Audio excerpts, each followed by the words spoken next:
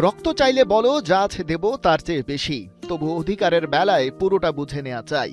খাদ্য, বস্ত্র, বাসস্থান, শিক্ষা, চিকিৎসার সাথে ওরা সেদিন গলার রগ ফুলিয়ে বলেছিল, মায়ের ভাষায় কথা বলতে চাই।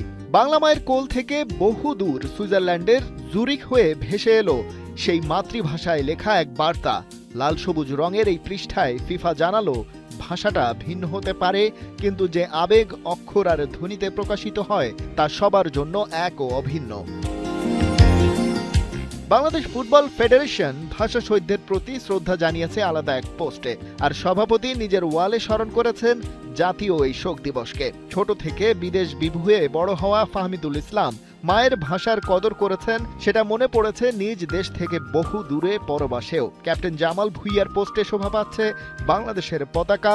ভাষা শহীদদের প্রতি শ্রদ্ধাবনত স্মরণে ভুল হয়নি তারও।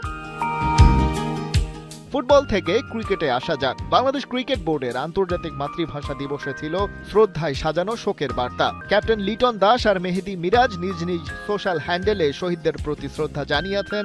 আরেক টাইগার ব্যাটার সৌম্য সরকারও নিস্তব্ধ এই বেলায় শোক প্রকাশ করেছেন।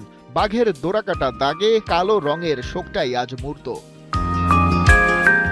ন্যাশনাল টিমের আরেক অলরাউন্ডার মেহেদী হাসান তার সোশ্যাল হ্যান্ডেলে লিখেছেন, শোকের এই দিনটা শুধু উদযাপনের জন্য নয়, অনুভবেরও। যাদের ত্যাগে পেয়েছি মাতৃভাষা, তাদেরকে নিজের মতো করে শ্রদ্ধা জানিয়েছেন টাইগার ওপেনার সাইফ হাসান। শামীম পাটোয়ারি লিখেছেন, 21 মানে আত্মত্যাগ, 21 মানে মাথা নত না করা। নুরুল হাসান সোহান স্ট্যাটাস দিয়েছেন, এই রক্তে রাঙানো 21 আমাদের চিরন্তন অনুপ্রেরণা।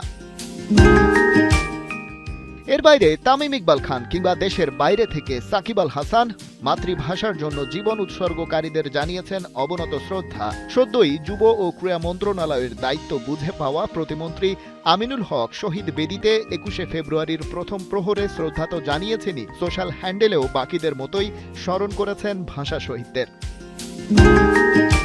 প্রত্যেকের কথা আলাদা, যে যার ভাষায় জানিয়েছে শ্রদ্ধা। জীবন চলে যাচ্ছে যার যার নিয়মে, তবু 21 এ জাতির হৃদয়ের গহীনে প্রবেশ করা এক নাম। 21 এক অহংকার, কারণ মায়ের ভাষার জন্য এমন আত্মত্যাগ করেনি আর কোনো জাতি, আর কেউ অধিকার আদায়ে ঝরায়নি এত রক্ত। স্বাধীন চেতা বাংলাদেশ তাই স্বাধীনতার অনুপ্রেরণায় চির উন্নত মমশির। খালিদ জামিল, ৭১।